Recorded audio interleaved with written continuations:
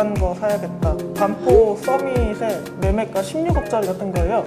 그래서 특약사항에 그거를 넣었었어요. 이거는 토지거래 허가를 받는 전제로 계약서 작성하고 허가 신청까지가 한 2주 정도 소요가 되더라고요. 네. 근데 계약서 작성하고 한 달 이내에 이제 자금 조달 계획서랑 증빙 서류를 제출을 해야 되거든요. 네. 지역을 알아보게 됐는데 그 지역을 또 선정할 때에 학급님의 기준이 있었을 거 아니에요. 네. 그때는 어떤 기준으로 새롭게 좀 출발을 하셨어요? 그때는 최대한 서울 안에서 제가 살 수 있는 금액 내 제일 비싸고 좋은 급지를 가야겠다라고 생각을 했었습니다. 예비 신랑은 종로구 쪽에서 회사를 다니고 있고 저는 지방으로 내려가서 출퇴근을 해야 되기 때문에 출퇴근 이슈가 있어서 한강 건너는 건 좀 부담스러웠거든요. 근데 이제 자금이 줄어들고 다들 날아가고 이러다 보니까 그냥 한강 건너지 뭐 이래가지고 강 이북 쪽으로 매물 알아보러 다니고 그러면서 제일 비싼 거 사야겠다라고 생각을 하게 됐었습니다. 그러면 처음에는 강남이랑 송파 쪽을 보셨었죠? 네, 강남, 송파, 서초 이쪽을 서초. 보고 있다가 네. 이때쯤에는 이제 동작구, 용산구, 마포구, 옥수, 금호까지 좀 확대를 했던 것 같아요. 역시 흐름이라는 게 상급지에 사급지 우리 뭐 강남 3구 와용성 이런 얘기 하잖아요. 그때 생각나는 게 이제 한강을 건너서 위로 올라갔죠. 영산도 가보시고 방배도 가보시고 네. 원래 생각하지 않았던 지역까지 임장을 하게 됐는데 제가 봤을 때는 임장 진짜 많이 다니신 것 같거든요. 네. 그때 한 달 동안 얼마 정도 다니셨어요? 임장을? 한 달에 단지는 26개를 받고요. 26개요? 네. 26개를 어떻게 한 달에 봐요? 토요일, 일요일 해가지고 오전에 한 동네, 오후에 한 동네 이렇게 4개 동네를 주말에 돌아다녔습니다. 아니 지금 학급님이 지방에 계시잖아요. 네. 지방에 계시고 주말마다 서울에 올라오시잖아요. 네. 그럼 주말마다 남편분이랑 계속 임장 다니신 거예요? 네. 아니, 그렇게 되면 헷갈리지 않아요? 이제 보고 네. 간략하게 이 동네는 어떻다 저쩌다 해가지고 동네로 추슬러지기도 하고 네, 네. 아니면은 그 동네 안에서 단지도 어떤 특이점 때문에 추슬러지기도 하면서 저희의 기준에 맞춰서 후보를 선정을 했던 것 같아요. 그때 막 벚꽃 피는데 여기 왜 내 아파트는 없냐. 네, 그때 그 맞아요. 얘기했잖아요. 4월 달이면 딱 벚꽃 피는 시즌이었기 때문에 마음이 좀 뒤숭숭하셨을 텐데 그 26개 단지 보다가 좀 재밌는 에피소드가 있다고 들었거든요. 네.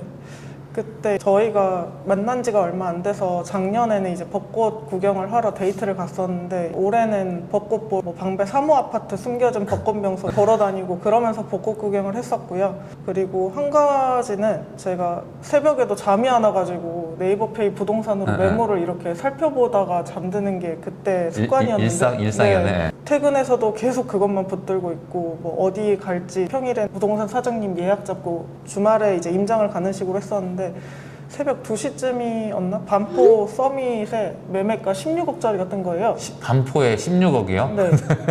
그래서 이렇게 봤더니 전세가가 16억이고 네. 그때 매매가가 한 30억인가 28억인가 네, 그랬었는데 이거 매매를 전세로 잘못 올린 것 같긴 한데 혹시 모르니까 연락을 해보자 해가지고 새벽에 부동산 사장님한테 혹시 이거 잘못 맞냐고? 올린 것 같은데 진짜 맞냐고 그럼 저 바로 연락드리고 내일 올라가겠다라고 아. 했는데 이제 부동산 사장님은 매물 다시 전세로 바꾸시고 저한테 답장도 없으시고 답장도 없었어요? 답장이라도 좀 주시지. 서운하네. 진짜 빨리 찾고 싶은 마음에 매물 검색도 많이 하시고 네. 그럼 이제는 거의 통달하셨겠네요? 아직 멀었다고 생각합니다. 자, 그렇게 많은 단지를 임장 다니시다가 지금 선택한 매물 어떻게 보면 이렇게 필이 꽂힌 거잖아요. 네. 그럼 어떤 포인트에서 선택을 하셨어요? 그때 비교를 하고 있던 단지가 3가지 정도가 있었는데 첫 번째로는 용산의 리모델링 예정인 단지였고 두 번째는 송파에 13년 차 된 준구축이었고 세 번째가 지금 매수한 단지 강남의 구축 아파트 단지인데 그 중에서 제 출퇴근이 좀 용이하고 주변에 이제 예비 시댁이 있으셔서 아이들 봐주기도 편리하시고 그럼 지금 지역이 대략적으로 어디 쪽이에요? 지금은 양재역. 양재역 쪽? 거기 또 신분당선이랑 네. 3호선 또 지방으로 출퇴근하기도 네. 편한 위치까지 있잖아요. 그러니까 이게 뭔가 실거주 요소랑 투자 가치 요소를 좀 적절하게 섞어야 되는데 이게 쉽지 않잖아요. 네, 맞습니다. 근데 욕심으로는 여기 또 좋게 살고 싶긴 한데 또 많이 올랐으면 좋겠고 그래서 이거는 기준점을 정확하게 세우셔가지고 방금처럼 시댁이나 아니면 출퇴근 거리 여러 가지 요소들을 부합하면 거기에 일치시켜서 가는 게 저는 낫다고 보거든요. 아니면 선택을 못 해요. 자, 그러면 강남구잖아요. 강남구. 네. 강남구면 토지거래 허가구역에 묶여 있으니까 우리가 토지거래 허가구역에서 매수를 하려면 또 다른 절차가 있잖아요. 그게 어떤 거죠? 계약서를 쓰고 나서 그 계약서를 이제 구청에 접수를 해서 거래를 해도 되는지 허가를 받아야 되고요. 이게 허가까지 받아야 되죠? 네. 집 사는데 구청에 허가를 받아야 돼. 그래서 특약사항에 그거를 넣었었어요. 이거는 토지거래 허가를 받는 전제로 체결된 계약이기 때문에 네. 거래 허가가 나지 않으면은 계약은 무효로 한다라는 특약사항을 넣었고 계약서 작성하고 허가 신청까지가 한 2주 정도 소요가 되더라고요. 네. 근데 계약서 작성하고 한 달 이내 이제 자금 조달 계획서랑 증빙 서류를 제출을 해야 되거든요. 네. 그래서 신청 결과 나오기까지 어떻게 자금 조달 서류를 써야 되고 어떻게 하는 게 좀 문제가 없을지 세무사분도 만나 뵙고 부동산 사장님이랑도 조율해가지고 네. 자금 조달 계획서랑 증빙 서류 다 제출한 상태입니다. 자금 조달 계획서는 비규제 지역도 6억 이상이면 쓰거든요. 근데 증빙 서류는 내가 이 집을 살 때 금액이 얼마 필요하다는 거에 대해서 모든 걸 입증해야 되잖아요. 네. 그거 안 어려우셨어요? 인터넷을 찾아보니까 혼자 할 수도 있다 네. 뭐 이런 식으로 이야기가 많았는데 저는 너무 헷갈리더라고요. 네. 이게 이야기하는 사람마다 좀 다르고 해가지고 직접 세무사분들이랑 연락을 해가지고 만나 뵙게 됐는데 세무사분들 만나는 비용은 좀 사람마다 달랐고요. 네. 어떤 분은 1시간에 27만 원이다, 네. 어떤 분은 30분에 10만 원이다 이렇게 이야기를 하셨었고 저는 금액적으로 줄여보려고 1시간에 10만 원이신 분을 찾아뵀는데 좀 나름은 만족스러웠어요. 그래요? 네. 가성비가 좋네요. 네네네. 그럼 같이 만나서 작성을 같이 하는 거예요? 일단 어떤 식으로 이 자금 조달 계획서가 작성이 돼야 되는지 간략하게 설명을 해주시고 각각의 금액을 그때는 세무사님한테 온전히 까야 돼요. 그래야 정확하게 봐주시니까 그렇게 해서 까면은 거기에 예시로 이거에 관련된 서류는 어떤 식으로 준비를 하고 이렇게 가이드라인을 주시거든요. 근데 이 자금 조달 계획서를 쓸 때 당시에는 준비가 안 된 서류들이 있잖아요. 네, 예를 네. 들면 대출 서류랄지 그렇죠. 아니면 추후에 마련이 될 뭐 성과금이랄지 이런 식으로 자금이 추가적으로 들어오는 경우도 있는데 그 경우에는 자금 조달 계획서 증빙 서류란에 뭐 세무칸을 친다거나 이래가지고 추후에 잔금 일자에 제출 예정 이런 식으로 작성하면 된다고 알려주셨어요. 그럼 그 1시간에 다 가능했나요?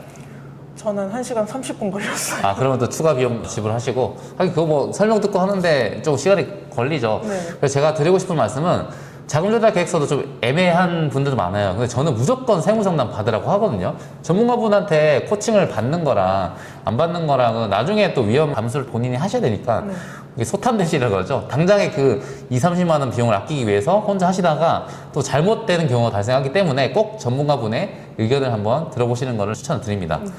자, 그러면 이제 자금 조달 계획서는 그렇게 됐고 토호제는 신청하고 허가 나올 때까지는 2주 정도 걸렸나요? 네, 맞습니다. 그거는 준비하는데 큰 어려움 없었나요? 그 부분은 부동산 사장님이 법무사분을 같이 데리고 와주셔가지고 법무사분께 이런 식으로 자금 준비를 했다. 매도한 금액으로 이렇게 준비를 하고 우리는 8월에 실거주를 할 거다라고 이야기를 드려서 그대로 법무사님이 처리를 해주셨고요. 그리고 지금은 다 이제 허가됐고 네, 제출까지 완료한 상태. 네. 이제 잔금만 준비하면 되네요. 네 맞습니다. 또 이런 꿀 정보를 듣기 힘들거든요. 여기 또 시청하시는 구독자분들도 자금 조달 계획서나 증빙 서류, 토지거래 허가 신청에 대해서 또 궁금하신 분 있는 분들은 댓글 또 달아주세요.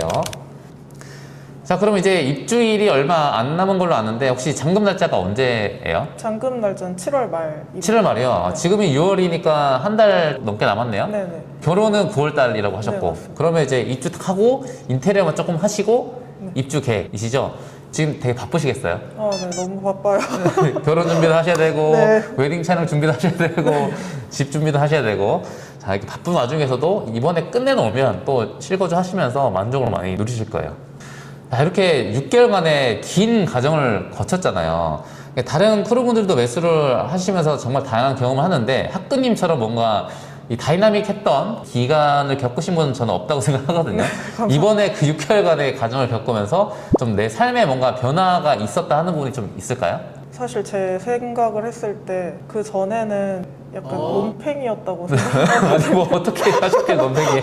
그냥 노는 거 좋아하고 네. 돈 뭐 버니까 어느 정도는 날 위해서 쓸 수도 있지 않냐라고 생각을 하고 뭐 저축을 하긴 했지만 그렇게 크게 경제에 관심도 없고 했었는데 네.